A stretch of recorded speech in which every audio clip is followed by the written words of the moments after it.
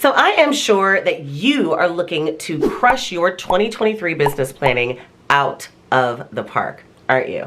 I mean, if you're like most entrepreneurs and me, one of the biggest things that you need in your entrepreneurial life is a complete plan and a strategy so that you know what to focus on in your business in the coming year so that you can ultimately get to that next level, as we all so much desire.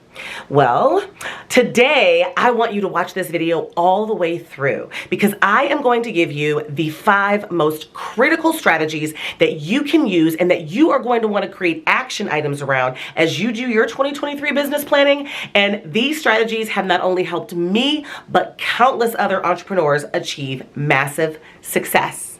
So let's get to work.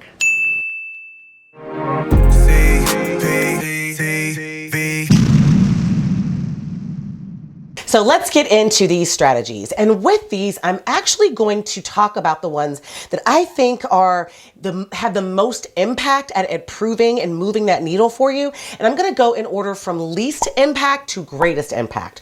Although depending upon your business structure, how your business is set up, and what your business has done over the past year, this may vary, but these are the ones that I found in my experience and in the past that if you focus on them in this way, you will move the needle the most in your business. Let's get into strategy number 5. So strategy number 5 in really being able to move the needle in your business. Well, this first strategy is to cut costs where you can. Yes, if you begin and you implement this strategy, you are obviously going to be saving some money, which should ultimately free up some of that capital for you to be able to invest in things that are going to help your business grow. Now, cutting costs is one of those things that I think some people have difficulty with because in your mind, you feel like, well, I needed those things in order to grow last year. So why would I cut them? Because if I want to go to the next level, shouldn't I be adding things and not necessarily cutting things? And logically, that makes absolute 100% sense. But the reality is, every single year as you're going through your business planning process and this growth planning process that we've been talking about over the last few weeks, I really encourage you to dive deep into what's not working in your business as well. And I talk about the 5 steps of actually creating the business plan itself in this video right here, which I'm going to go ahead and link to in the comments below, and also go ahead and do a card right here for you so you can check it out. And in that video, I talk about really looking and doing a deep dive for an internal assessment. And that's where this cut costs strategy comes in. You should be able to find areas that you are going to cut every single year. Now, I can't guarantee you that you will because maybe your thing is so streamlined and your business is like a well-oiled machine that cutting something could really be detrimental. But if you do that process of doing a true internal assessment, you will find and uncover weaknesses that exist. And those weaknesses, depending upon what they're based on, are the ones that I encourage you to focus when you're looking at your financials and saying, how much are those weaknesses really costing me? If I invest more, will those weaknesses become strengths?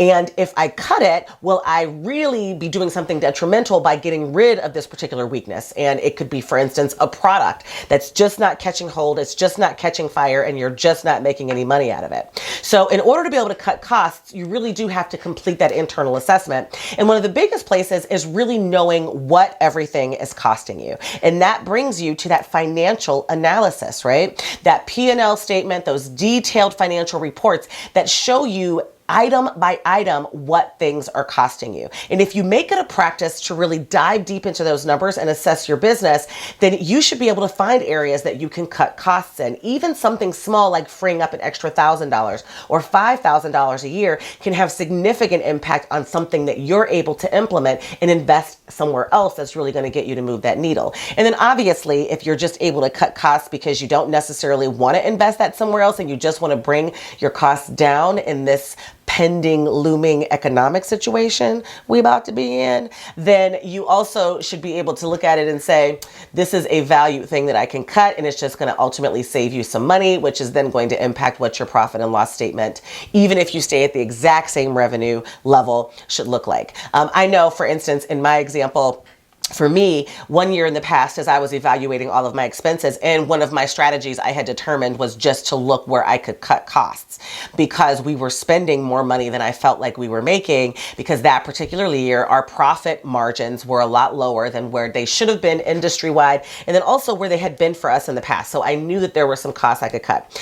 And after going through my financials and really breaking down what I was spending money on, I actually had it set up in my financial records, which is something that you will probably have to do, that my supplies, my actual supplies that we were ordering, it did track by vendor. And so I knew that there was one particular vendor that we always ordered, you know, our snacks, our coffee, the stuff that I would like stack our employee kitchen and staff room with. And I looked at that number of basically what I was spending on coffee, because it wasn't like I was in here putting chips and all that kind of good stuff. It was really just coffee and all the fixins with coffee. I realized, and I've probably told some of you this story before, I realized that I was spending over $3,500 a year on coffee and coffee supplies.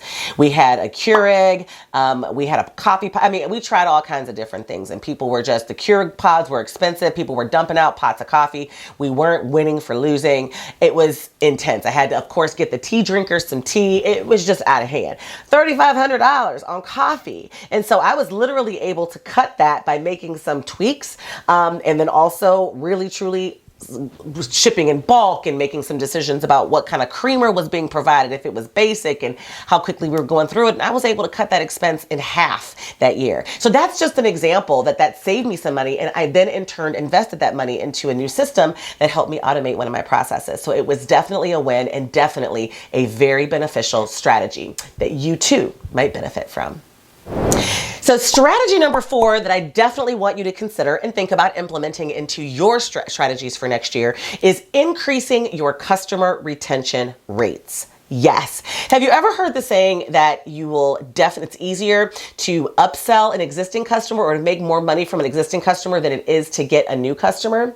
And that is a very, very true statement. It's just cheaper to keep your existing customers happy and to sell them additional things than it is to actually market and to go out there and find cold leads and put them in a nurture and do all of those different things that actually turn them into customer. It's a longer, much longer cycle. So increasing your customer retention rates by a few percentage points will change the game in your margins and in the numbers that you see in your business. And your business will actually grow from just making those things. So when I say increase customer retention rates, I mean that is an overall strategy for your business. You have decided, I know I can move the needle if we keep more of the customers that we have instead of constantly paying for new customers. And that means I'm going to create all of these different initiatives and action items and goals around what we can do in order to increase customer retention. That is a strategy that is simple. It is something that you really need to do no matter what at different times in your business. And I would definitely recommend you do it as soon as possible. Focus on customer retention. But I definitely want to tell you it's cheap to do as well, because it's really treating your customers a little bit better and implementing some cool stuff to make them happy. I mean, after all, they're already customers, so they already know, like, and trust you. And just by focusing on that number, taking your customer retention from 70% to 75% can change the game, move the needle, and get you closer to that level of growth and success that you're looking for. Now we're about to get into the top 3, and these are the ones that I would say are the top 3 that actually move the needle the most. And before you do, if you like where we're going so far, let me know. Why don't you smash that like button for me? Share this. You know what I'm saying? And while you're down there, subscribe. It don't take a whole lot of time. Let's talk about the top 3 with strategy number 3. Strategy number 3 is to focus on product improvements and diversification. Now, I know I put this as strategy number 3 because it actually isn't the one, believe it or not, that will move the needle the most in your business. But it is something that as entrepreneurs, we tend to go to first. When we want to grow, the first thing that we think we need to do is add more products, right? We want to have this idea. It's over here. It's been waiting on the shelf. It's time for me to implement. And sometimes that does really move the needle, and it is 100% necessary and required. But Sometimes you can also just make a few tweaks and improve the current products that you have. Maybe you switch manufacturers, or you add some bonuses, or you change the services that you're providing and you ultimately tweak your current packages. Or you can actually go through and add new products and services that you can then sell. I only recommend, however, that you add new ones when you are 100% confident that the ones you currently have are optimized and maximized, meaning you can't really tweak it that much more and you can't really improve upon it. It's got a nice audience and it's time to offer something different. I get it. Your natural inclination is going to be to try to add more products immediately, but trust me, tweak and improve first, then diversify. No matter what though, if you're talking about making your products better, you're making more significant products, then that's definitely a strategy that I want you to remember to do when you are creating that business plan for 2023, because it's going to move the needle for you for real, for real. And strategy number 2 that you need to make sure you are focusing on when you are creating your business plan for next year is optimizing your marketing and sales initiatives. Yes, I said optimizing. Now, if you're looking at me and you like, optimizing what, CP? I ain't got nothing yet to really optimize. Then that strategy for you is create your marketing and sales initiatives, because you really truly do not have a business. You really truly cannot grow if you don't have marketing and sales initiatives. If you've already got some and you've just been kind of winging it with them and you're testing them, then take this opportunity to create strategies around optimizing them, perfecting them, tweaking them until they are humming like well-oiled machines, right?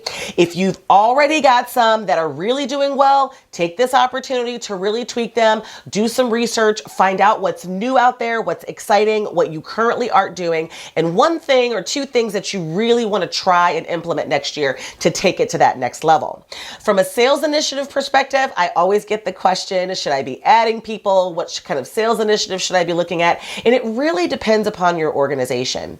But I think that when we get into the number one strategy that I think you must include as you do your business planning for 2023, you'll understand a little bit more how your sales initiatives can be impacted. So let's dive into number 1 right now. And the number 1 strategy that you must focus on when you are building your 2023 growth plan and strategy is evaluate and automate all of your business processes. You knew that was coming for me, didn't you? Of course you did. Why not? I'm CP, right? That's what we do. We do processes. And the reality is, the most effective way that you will really truly move the needle for growth in your organization is to 100% look at your business processes. If you haven't begun documenting them, document them. If you haven't begun to find steps in tweaking those processes that can be automated, do it. Because the only way that you are going to grow by adding team members, because that's really the trajectory that you are on, right? You want to get your business to a point where you are growing and building and expanding your team. That is when your trajectory up will take a very steep, sharp curve, is when you can ultimately add additional employees. And the only way that you can add additional team members and that you can add additional employees is if you have a very clear, documented understanding of what each of your processes are. There's a number of reasons why, and a lot of people focus on building their business processes because they want to be able to train additional staff. And yes, that is one of the results and one of the benefits of documenting your processes. But in reality, I'm going to go a step further and tell you that you won't even know what team members or what staff you need to hire if you don't document out your SOPs and your processes and you really begin to tweak them and evaluate them. The reason is, once you have an SOP, you will also be able to identify who on your team is responsible for the steps in that process. And once you determine who is responsible, that helps you build the team that you already have or the one that you are looking to build. You cannot create a job description if you don't know what that person's responsibilities are going to be. right? And that is when you know what their responsibilities are going to be, because you know all the processes that are going on in your business, and you know who's responsible for each of the steps in that process, and you know that you need to be able to delegate that stuff or hire someone on your team to handle that step, right? Right. So documenting and evaluating your business processes will move the needle from a team growth perspective, but it will also move the needle from freeing up more time for you to handle more customers, handle more clients, and just across the board as an organization become more efficient. When you become more efficient, you're not repeating tasks over and over again. It's not taking you hours and hours and hours to get things done. And when you free up hours and hours and hours, you have the opportunity to go out there and sell more, to market more, to meet more people, and to serve more customers and clients. And every time I just said that population that's really going to help your organization grow, customers, clients, partners, meeting people, I said you're going to have more time to do all of that. One of the biggest problems that entrepreneurs have is that we work in our businesses every single day. And that means that we oftentimes don't have enough time to go out and do the things that really drive revenue into our organization. Well, once you've got concrete organizational processes and business processes in place, and you know who's supposed to be doing what, and you're saving time because you're not repeating things and things aren't taking you forever to do, you've got more time. And that is the number one thing as entrepreneurs that we need. Wouldn't you agree?